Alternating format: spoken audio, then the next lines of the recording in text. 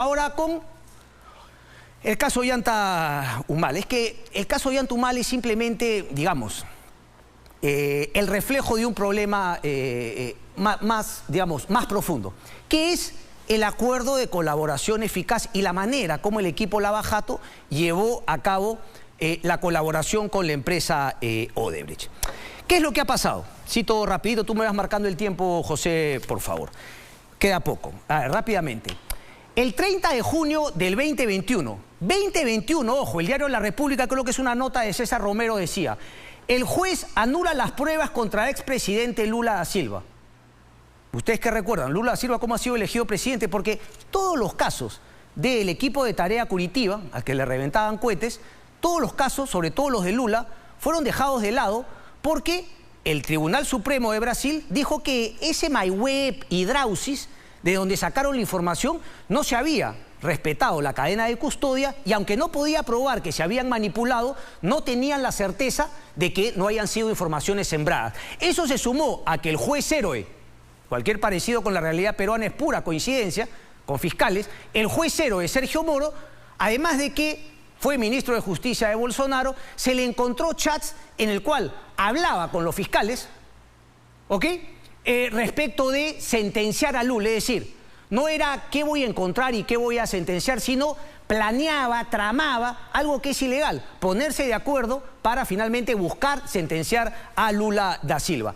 Además de que obviamente tuvo el ingreso político. Los casos de Lula se cayeron, el hombre quedó en libertad, pudo postular y hoy es el presidente de la República. Es decir, la novedad de que el Tribunal Supremo le dice a la defensa de Humala y por tanto al Ministerio Público que Jorge Barata y el resto de representantes de Odebrecht no van a poder declarar sobre lo que se supone era la base de pruebas del equipo Lava Jato peruano, es decir, los servidores Drausis y MyWebDay.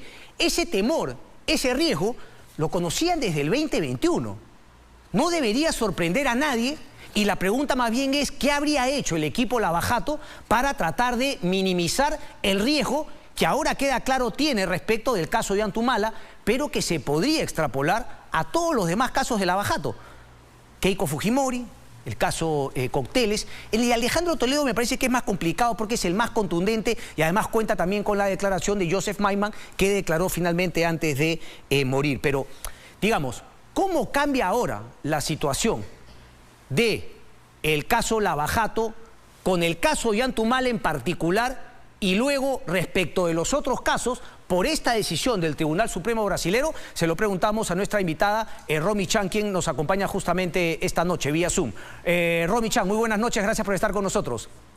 Buenas noches, Cristian, muchas gracias por la invitación. Gracias a ti. Romy, cuéntanos un poquito, ¿qué puede pasar en el caso particular del caso Humala con esta decisión del Supremo brasilero?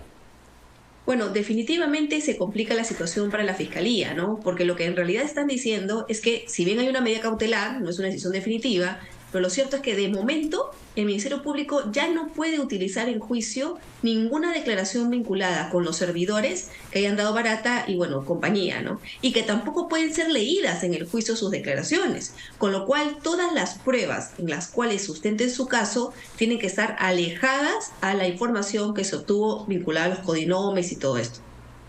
Ahora, digamos, explícanos un poco la teoría, ¿no? Porque entiendo que es esta teoría del fruto prohibido. Y eso, me imagino que si es la teoría del fruto prohibido, también podría ser extrapolado al resto de casos cada vez que el equipo Lava Jato aquí en Perú quiera utilizar, ya sea para el caso Cócteles u otros casos vinculados a Lava Jato, digamos, la información que se supone en un momento era la estrella, los codinombres en MyWeb y Drausis, que finalmente les había dado la empresa Odebrecht y la justicia brasilera en la primera etapa de la colaboración.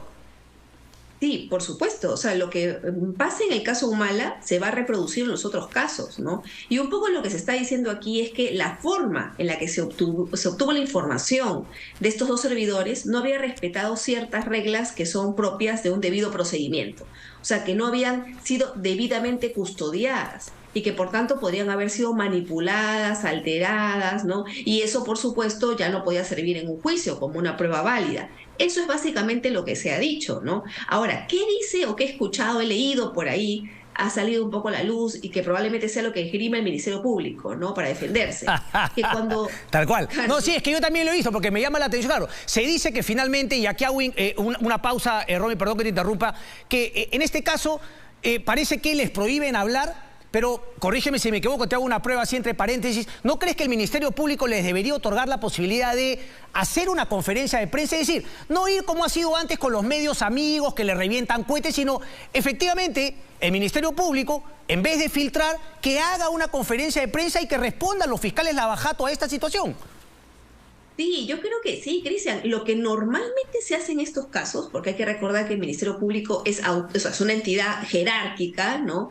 Es que se coordina con la representante máxima, es decir, con la fiscal de la Nación, y es la fiscal de la Nación la que sale junto con los fiscales del equipo a dar una conferencia. Y la verdad a mí me extraña mucho que esto no haya ocurrido. La única explicación que le encuentro es que realmente la fiscal de la Nación no está muy contenta con el trabajo que vienen realizando, bueno, los del equipo especial, ¿no? En este caso, Vela, José Domingo Pérez y compañía, ¿no?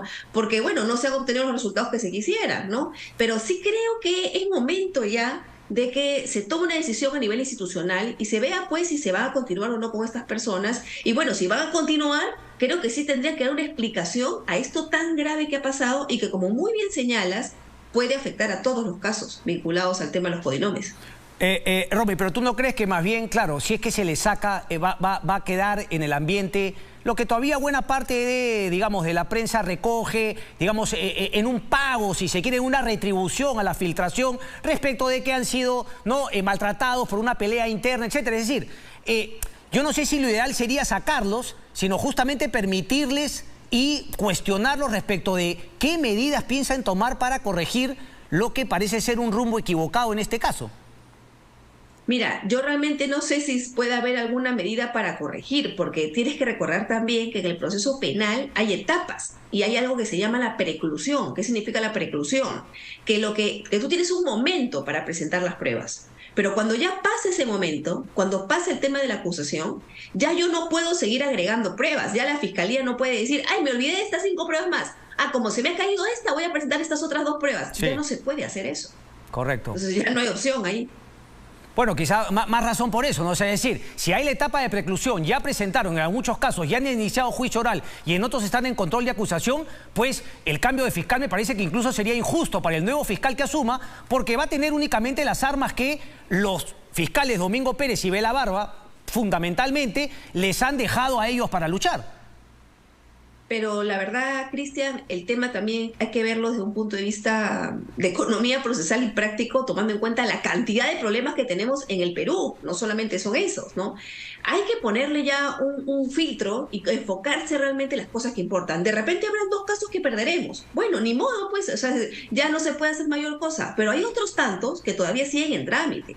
El caso de la señora Fujimori, por ejemplo, sigue en trámite. Todavía no hay ningún tema concreto. En el caso Villarán, por ejemplo, hay un montón de casos en donde nos podemos concentrar. Y yo creo que ya es momento de que el Ministerio Público pues haga una revisión integral y diga, oye, en estos tenemos posibilidades, en estos no, y bueno, se vea si se continúa o no con ellos, ¿no? Pero sí coincido contigo que independientemente de quién se quede, sí creo que para este tema concreto sí debería haber una explicación por parte del Ministerio Correcto, Público. y la mejor manera sería, digamos, no acallarlos para que se victimicen, ni tampoco, digamos, permitir, digamos, digamos, esto que yo siempre he cuestionado de ir al medio al cual le filtras información, que no te critica ni te cuestiona nada, sino que te revienta cohetes para que lo sigues abasteciendo. Una conferencia de prensa para que vayan medios amigos y medios, vamos a llamar cuestionadores, críticos, para que finalmente se puedan hacer las preguntas y puedan responder. Te interrumpí, Romy, cuando tú decías que, de acuerdo a lo que has leído, parecería que esa es un poco la línea de defensa del Ministerio Público.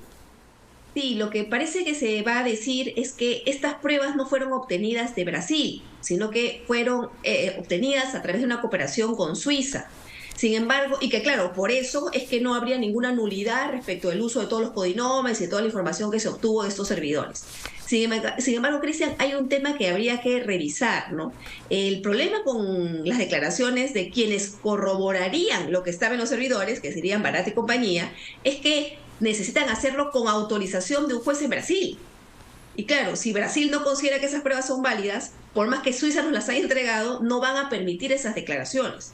Entonces, Lo que habrá que ver es qué decisión va a tomar el Poder Judicial sobre si va a ser suficiente el uso de la información que ellos presenten y ya no la corroboración por parte de quienes se supone tendrán que explicar quiénes eran estos codinomes y cuánto dinero se entregó. ¿Y qué tanto eso va a ser suficiente para conseguir una sentencia condenatoria? Y sobre todo, Romy, poder utilizar las declaraciones que el equipo ya tiene. Y claro, lo ideal es que en el juicio oral se vuelva a dar el testimonio, que reafirme lo dicho antes, pero claro, si eso no se va a poder, ver si es que el juez va a permitir que se utilicen las declaraciones anteriores. Así es, ¿no? Porque eso sí ya no tendría por qué pasar por aprobación de Brasil. Bueno, pero... Si no tiene que aprobarlo, no habría problema. A ver, pero o sea, el tema de depender de un juez de Brasil fue justamente por la estrategia decidida por el equipo Lava Jato de engancharse, si se quiere, a la justicia brasilera porque era lo que Odebrecht les exigió. Así es, exactamente, Cristian. Y esto nos regresa a una polémica bastante antigua, pero importante, ¿no? Que es la decisión de cómo se iba a realizar el acuerdo de colaboración. No hay que olvidar que en su momento, Hamilton Castro, que era el fiscal que estaba antes de José Domingo Pérez, justamente no quería realizar el acuerdo de colaboración porque no le gustaban esas situaciones. No estaba de acuerdo con que la información se entregara de a pocos, con que Odebrecht se impusiera condiciones y mucho menos con que tuviéramos pues que pasar luego por la aprobación de las normas en Brasil. Y claro, como no avanzaba, se cambió finalmente de estrategia, entró José Domingo Pérez y él aceptó. Entonces, bueno, ya, a lo hecho pecho, ni modo, pues no nos queda otra opción. Correcto. ¿No? Yo tengo la información porque, a ver, yo soy crítico ahora, un poco, no un poco, crítico respecto de la postura que ha tenido IDL Reporteros, pero yo sí reconozco que IDL Reporteros fue quien más siguió el caso originalmente. Y el fin de semana, haciendo un buceo por todos los artículos del caso Lava Jato de IDL, te das cuenta que bastante, como el tema, por ejemplo, de decir que recibieron la información de Suiza, es una verdad a medias, es una mentira. Hay un informe, y te lo leo acá, el informe Lenz, ¿ok? Que es este fiscal Stefan Lenz, que inicialmente iba a ayudar al equipo Lava Jato. Y él efectivamente, en nota del 2021, 21 de noviembre de IDL, se escribe lo siguiente. Dice, ante ello, porque parece que de la información, porque el equipo Lava Jato se la pide a Suiza, pero se la pide más por presión, porque ellos siempre querían únicamente ceñirse a lo que Brasil les entregaba. Suiza efectivamente les entrega información y se la dan a Lenz para que la analice. Y Lenz resuelve lo siguiente. Dice, primero, que era muy poco. De 40 y tantas búsquedas le habían hecho solamente 2. Y dice, ante la poca información que te han dado, solamente han ejecutado búsquedas con respecto a 2 de 40 solicitadas. Lenz recomendó presentar lo antes posible una solicitud complementaria de asistencia judicial a las autoridades suizas solicitando que se efectúe un examen forense. Perú no ha tenido ahora respuesta. Esto es de 2021. La pregunta para los fiscales, si yo podría ir a una conferencia de prensa, si es que la hicieran y no vayan donde el periodista amigo, es si es que se pidió nuevamente y si es que efectivamente han recibido de Suiza o es simplemente el argumento que están utilizando ahora para tratar de decir que no dependen de MyWebD y Drausis respecto de la justicia brasilera, que no creo que sea cierto. Y otro tema que mostró el informe Lenz de Suiza era que efectivamente al 2011, según la información recabada en Suiza, ya se habían pagado 100 millones de dólares en coimas respecto de muchísimos más proyectos. Hablan de 18 proyectos y no solamente los 4, es decir, Stefan Lenz les decía a los fiscales que estaban siendo engañados por los de Odebrecht a través del convenio de la justicia, pero el equipo Lava Jato no hizo nada al respecto. Tienes ahí toda la razón, ¿no? Y es porque yo creo que hubo una premura en su momento de tratar de sacar aunque sea algo, ¿no? Pero bueno, ese algo pues no fue completo y mira, ahora al final ese algo probablemente no llegue a nada tampoco, ¿no? Entonces al final regresamos a cero, ¿no? Correcto. Pero bueno, como dicen, ¿no? Todos son generales después de la batalla, ¿no? Tal cual, es cierto, es cierto, es cierto.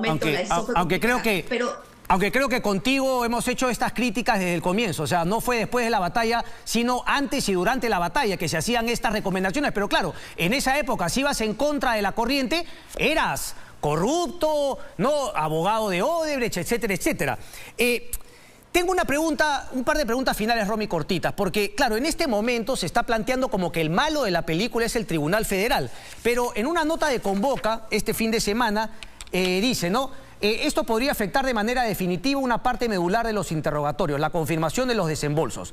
Pero, dice Convoca, lo cierto es que si Odebrecht no hubiera interrumpido la cooperación el año pasado, esta trama de pagos ilícitos ya habría sido aclarada. Mi pregunta es esta.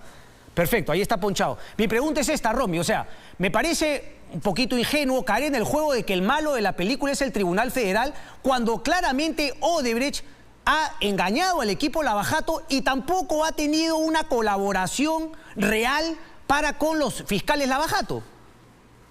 Es que definitivamente, Cristian, yo creo que ahí está el problema, ¿no? El problema es que se aceptó, o sea, se optó por la estrategia de aceptar lo que nos querían dar. Y la verdad, ese no es un buen sistema cuando hablamos de colaboradores eficaces, porque justamente el colaborador es el delincuente que ya anteriormente ha cometido un delito o que ya ha cometido un delito y que el fiscal busca, pues, de alguna manera llamar, pues, a la reflexión, ¿no es cierto?, para que no engañe más y para que entregue información, y eso no era lo que se estaba dando. Yo creo que lo sabía el equipo Lavallato. Es más, por eso Hamilton Castro no quería firmar el acuerdo de colaboración, porque veía que no había totalidad, claridad, transparencia, honestidad, y que nos estaban engañando, porque eso era evidente. Pero bueno, optamos por la opción de conformarnos con algo y al final parece que nos vamos a quedar sin nada. Claro, pero si yo le hago caso a la nota de IDL respecto de la colaboración de Suiza, que de 40 proyectos solamente le dieron 2, es una verdad a medias, o en todo caso una gran mentira decir que en verdad la información la obtuvieron por Suiza, cuando en verdad solamente obtuvieron una milésima parte de la información que se supone iban a recibir y confirmar por parte de los dos Odebrecht en Brasil. Situación complicada. Romy, yo te agradezco mucho por tu participación y te acompaño un poco a recordar lo que ha dicho este 4 de abril Jorge Barata en una última declaración frente al Ministerio Público y sobre todo al abogado Diego Ollantumala. Gracias, Romy, por tu participación. Suéltalo, por favor. Gracias, Romy. Dale. El codinome Cabello Boneca. No me acuerdo. Bigode. Tampoco me acuerdo. Flaco. Tampoco me acuerdo. Radox. Tampoco me acuerdo. Charlie. No sé quién es. Pelado. Tampoco me acuerdo. Sexta Feira. Tampoco me acuerdo. Vivo 2. Solamente una última, ¿ya? Artículo de IDL 12 de diciembre del 2019 con actualización viernes 31 de marzo.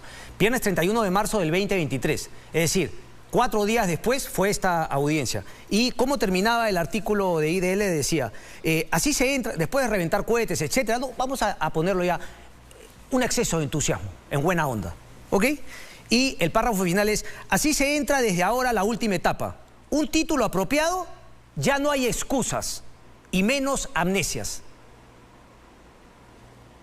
No recuerdo, no me acuerdo, tampoco me acuerdo. Entonces, simplemente con esa línea, es decir, ¿cabe o no cabe repensar, no seguir en esta cerrazón ideológica enmarcada en la guerra de represalias y más bien decir, la hemos fregado, ¿qué vamos a hacer? ¿Cómo podemos corregir este tema? Estamos a tiempo, nos han cabeceado los de Odebrecht, rompemos el acuerdo y vamos por otra línea. Pero mantener este tema, esta argumentación de pobrecitos, los están persiguiendo, son víctimas.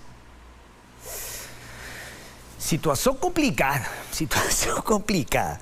Claro, pero se le dijo 1000 veces, anda con Suiza, anda con Estados Unidos. Lo de Suiza lo hicieron para complementar, porque siempre tuviese, y se les presionó. El equipo de defensa de Lavajato prácticamente vivía dentro del Ministerio Público y seguramente lo sigue haciendo. Cercanísimos con Rafael Velabarba. En fin, vamos a otros temas ahora porque en el Congreso de la República se cuecen habas. Repito, pepa importante, ¿no?, para comentar el día martes respecto de que el mayor favorecido respecto de la ley Soto no es Alejandro Soto, no es otros congresistas que también están planteando, ¿no?, poder acogerse a esa ley, sino Vladimir Cerrón, y esa sería la clave de que estén sentados en el Congreso de la República, en la mesa directiva, Perú Libre, APP y Fuerza Popular. Consensos. O sea, el consenso en sí mismo, una maravilla. Qué lindo los consensos.